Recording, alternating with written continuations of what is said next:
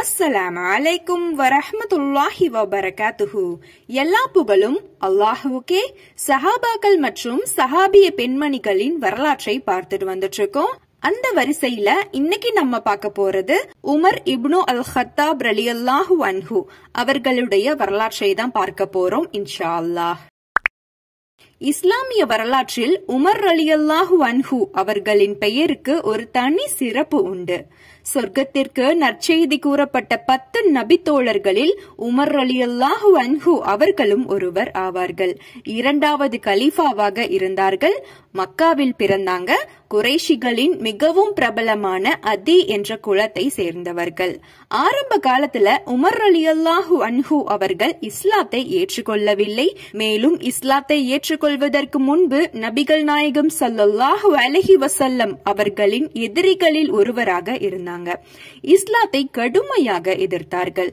இஸ்லாம் குறைஷிகளிடத்துல வேகமாக பரவ ஆரம்பித்தது. இதை கேள்விப்பட்ட உமர் ரலியல்லாஹு அன்ஹு அவர்கள் நபி அவர்களை கொலை செய்து விடணும் என்று முடிவு செய்யறாங்க.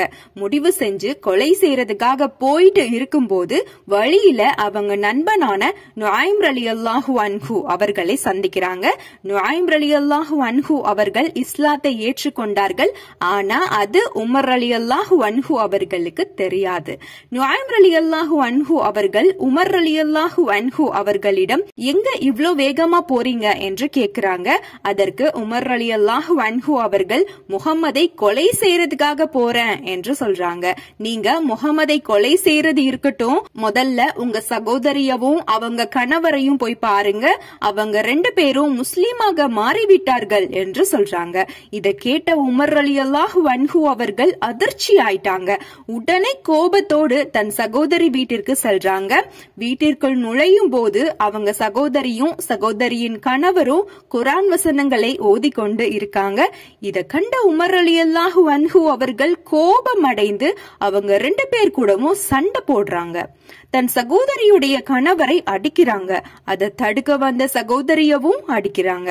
ஆனா அவங்க 2 பேரும் உமர் ரலியல்லாஹு அன்ஹு அவர்களிடம், ஆம், நாங்கள் இஸ்லாத்தை ஏற்றுக்கொண்டோம், நாங்க முஸ்லீமாக மாறிவிட்டோம், இதுக்காக நீங்க எங்களை கொலை செஞ்சா கூட பரவாயில்ல, உங்க மிரட்டலுக்கு பயந்து நாங்க இஸ்லாத்தை விட்டு விட மாட்டோம் என்று சொல்றாங்க. பின்பு உமர் ரலியல்லாஹு அன்ஹு அவர்கள் சற்று நிதானத்திற்கு வர்றாங்க. பின்பு தன் சகோதரியிடம், நீங்க வாசித்துக் கொண்டிருந்ததை எனக்கும் காட்டுங்க என்று கேக்குறாங்க. நீங்க சுத்தமாகி கொண்ட பிறகுதான் குர்ஆனை தொடணும் என்று அவங்க சகோதரி சொல்லிடுறாங்க. உடனே உமர் ரலியல்லாஹு அன்ஹு அவர்கள் உலு செய்துவிட்டு குர்ஆன் வசனங்களை வாசிக்கிறாங்க. அந்த வசனங்கள் சூரா தாஹாவில் உள்ள 1 முதல் 8 வசனங்கள். அந்த வசனங்களை திரும்ப திரும்ப ஓதிக்கொண்டே இருக்காங்க.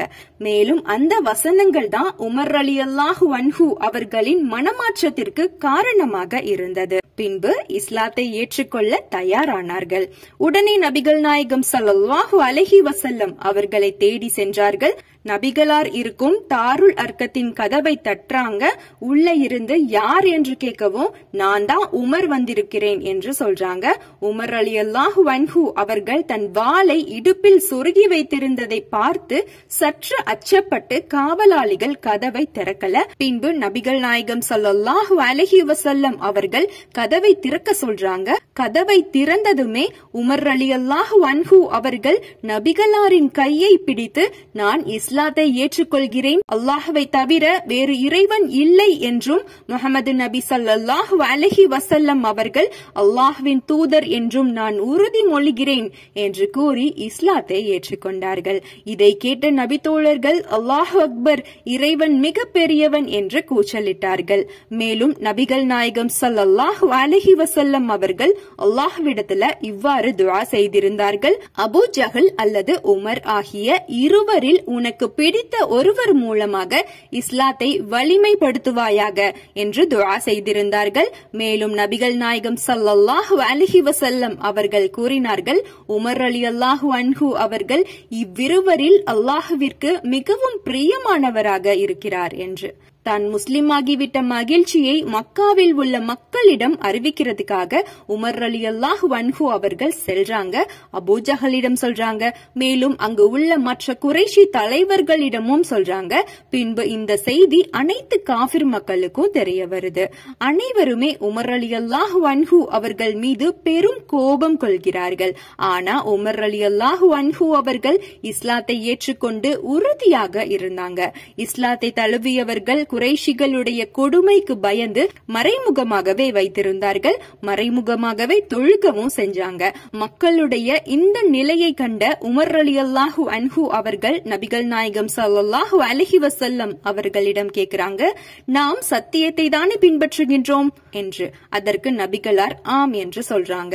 பின்பு நாம ஏன் வெளிப்படையாக தொழக்கூடாது? நாம் மக்கள் முன் வெளிப்படையாக தொழுகணும் என்று கூறினார்கள். பின்பு முஸ்லிம்கள் அனைவருமே தாருல் அர்கத்தை விட்டு வெளியேறி மக்காவை நோக்கி சென்றார்கள். முஸ்லிம்கள் அனைவருமே காபாவில் மிகவும் வெளிப்படையாக நின்று தொழுக ஆரம்பித்தார்கள். தொழுது முடித்தவுடன் நபிகள் நாயகம் ஸல்லல்லாஹு அலைஹி வஸல்லம் அவர்கள் உமர் ரலியல்லாஹு அன்ஹு அவர்களுக்கு அல் ஃபரூக் என்ற புனைப்பெயரை வழங்கினார்கள். அல் ஃபரூக் என்ற பெயரின் அர்த்தம் சத்தியத்தையும் அசத்தியத்தையும் பிரித்தறியக்கூடிய ஆற்றலுடையவர் என்பது அர்த்தம். நாள் போக போக முஸ்லிம்களுக்கு எதிரான அடக்குமுறைகள் உச்சகட்டத்திற்கு சென்றது. எனவே முஸ்லிம்கள் அனைவருமே மக்காவை விட்டு வெளியேறி மதீனாவிற்கு செல்ல ஆரம்பித்தார்கள். மக்கள் அனைவருமே காஃபிர் குறைஷிகளுக்கு தெரியாம ரகசியமாக சென்றார்கள். ஆனா உமர் ரலியல்லாஹு அன்ஹு அவர்கள் அனைவரும் பார்க்கும் வகையில் பகிரங்கமாக அறிவிப்பு செய்துவிட்டு சென்றார்கள். பின்பு இஸ்லாத்தில் நடந்த அனைத்து போர்களிலும் கலந்து கொண்டார்கள். ஹுதைபியா உடன்படிக்கை, மக்கா வெற்றி போன்ற முக்கியமான நிகழ்வுகளையும் கலந்து கொண்டார்கள். ஹிஜ்ரி 11 நபிகள் நாயகம் ஸல்லல்லாஹு அலைஹி வஸல்லம் அவர்கள் மரணித்தார்கள். இதை உமர் ரலியல்லாஹு அன்ஹு உட்பட நிறைய சஹாபிகளால ஏற்றுக்கொள்ள முடியல. குழப்பத்தில் ஆழ்ந்தார்கள். உமர் ரலியல்லாஹு அன்ஹு அவர்கள் மிகவும் உணர்ச்சி வசப்பட்டு தனது வாளை உருவி அல்லாஹ்வின் தூதர் இறந்து விட்டார் என்று யாராவது சொன்னா நான் அவருடைய தலையை வெட்டுவேன் என்று அறிவித்தாங்க. இந்த நிலையில் அபூபக்கர் ரலியல்லாஹு அன்ஹு அவர்கள் உண்மை நிலையை புரிய வைத்து குழப்பத்தை அகற்றினார்கள். பின்பு யார் கலீஃபாவாக தேர்ந்தெடுக்கப்படுவது என்ற குழப்பமும் ஏற்பட்டது. அப்போது அபூபக்கர் ரலியல்லாஹு அன்ஹு அவர்கள் உமர் அல்லது அபு உபைதா இந்த இருவரில் யாராவது கலீஃபாவாக இருக்கட்டும் என்று சொல்றாங்க. அதற்கு உமர் ரலியல்லாஹு அன்ஹு அவர்கள் அபூபக்கரை நீங்க தான் கலீஃபாவாக இருக்கணும் என்று சொல்றாங்க. பின்பு அபூபக்கர் ரலியல்லாஹு அன்ஹு அவர்கள் முதல் கலீஃபாவாக நியமிக்கப்பட்டார்கள். அபூபக்கர் ரலியல்லாஹு அன்ஹு அவர்கள் 2 ஆண்டுகளும் சில மாதங்களும் ஆட்சி புரிந்தார்கள். அபூபக்கர் ரலியல்லாஹு அன்ஹு அவர்கள் இறந்த பிறகு உமர் ரலியல்லாஹு அன்ஹு அவர்கள் 2வது கலீஃபாவாக நியமிக்கப்பட்டார்கள். ஒரு சிறந்த திறமையான ஆட்சியாளராக இருந்தாங்க உமர் ரலியல்லாஹு அன்ஹு அவர்கள். நபிகள் நாயகம் ஸல்லல்லாஹு அலைஹி வஸல்லம் அவர்களின் அடிச்சுவடுகளை முழுவதுமாக பின்பற்றினார்கள். உமர் ரலியல்லாஹு அன்ஹு அவர்களின் ஆட்சி காலத்தில் இஸ்லாம் மிகவும் வளர்ச்சி அடைந்தது. மக்களின் பாதுகாப்பிற்காக காவல்துறையை உருவாக்கினார்கள். விவசாயம் மற்றும் பொருளாதாரத்தை மேம்படுத்தினார்கள். ஏழைகளுக்கு உதவித்தொகை வழங்கினார்கள். ஒரு நாள் உமர் ரலியல்லாஹு அன்ஹு அவர்கள் தொழுகை நடத்தி கொண்டிருந்தார்கள். அப்போது அபு லூலு என்பவன் மாறுவேடத்தில் தொழுகையில் ஒருவராக அமர்ந்து கொண்டான். திடீரென பாய்ந்து உமர் ரலியல்லாஹு அன்ஹு அவர்களை வாளால் குத்தி விட்டான். அந்த நிலையிலும் உமர் ரலியல்லாஹு அன்ஹு அவர்கள் தொழுகையை தொடர்ந்து நடத்தும்படி அப்துர் ரஹ்மான் இப்னு அவுஃப் ரலியல்லாஹு அன்ஹு அவர்களிடம் சொல்றாங்க. 3 நாட்களுக்கு சிகிச்சை பெற்று வந்தார்கள். பின்பு உமர் ரலியல்லாஹு அன்ஹு அவர்கள் இறந்துவிட்டார்கள். முஹம்மது நபி ஸல்லல்லாஹு அலைஹி வஸல்லம் அவர்களுக்கு அருகில் அபூபக்கர் ரலியல்லாஹு அன்ஹு அவர்கள் அடக்கம் செய்யப்பட்டார்கள். அவர்களுக்கு அருகில் உமர் ரலியல்லாஹு அன்ஹு அவர்கள் அடக்கம் செய்யப்பட்டார்கள். 10 ஆண்டுகள் ஆட்சி புரிந்தார்கள். ஒருமுறை நபிகள் நாயகம் ஸல்லல்லாஹு அலைஹி வஸல்லம் அவர்களும் அபூபக்கர் ரலியல்லாஹு அன்ஹு, உமர் ரலியல்லாஹு அன்ஹு, உஸ்மான் ரலியல்லாஹு அன்ஹு இவர்கள் அனைவரும் உஹது மலையின் மீது ஏறினார்கள். உஹது மலை நடுங்கியது. அப்போது நபிகள் நாயகம் ஸல்லல்லாஹு அலைஹி வஸல்லம் அவர்கள், உஹதே அசையாமல் இரு, ஏனெனில் உன் மீது ஓர் இறை தூதரும் ஒரு சித்திக்கும் 2 உயிர் தியாகிகளும் உள்ளனர் என்று கூறினார்கள். உமர் ரலியல்லாஹு அன்ஹு அவர்கள் அவர்கள் உயிர் தியாகம் செய்வார்கள் என்பதை நபிகள் நாயகம் ஸல்லல்லாஹு அலைஹி வஸல்லம் அவர்கள் முன்கூட்டியே அறிவித்துள்ளார்கள். இந்த வீடியோவை நீங்க முழுசா பாத்திருந்தீங்கன்னா இப்போ நான் கேட்க போற 3 கேள்விகளுக்கு சரியான பதில கமெண்ட்ல சொல்லுங்க இன்ஷா அல்லாஹ். முதல் கேள்வி, உமர் ரலியல்லாஹு அன்ஹு அவர்கள் எத்தனையாவது கலீஃபாவாக நியமிக்கப்பட்டார்கள்? இரண்டாவது கேள்வி, உமர் ரலியல்லாஹு அன்ஹு அவர்களுக்கு நபிகளார் சூட்டிய புனைப்பெயர் என்ன? மூன்றாவது கேள்வி, உமர் ரலியல்லாஹு அன்ஹு அவர்கள் யாருடைய அடக்கவிடத்திற்கு அருகில் அடக்கம் செய்யப்பட்டுள்ளார்கள்? இந்த 3 கேள்விகளுக்கான சரியான பதில கமெண்ட்ல சொல்லுங்க. இன்னும் அடுத்த சஹாபாக்கள் மற்றும் சஹாபிய பெண்மணிகளுடைய வரலாற்றை அடுத்தடுத்த வீடியோக்கள்ல பார்க்கலாம் இன்ஷா அல்லாஹ்.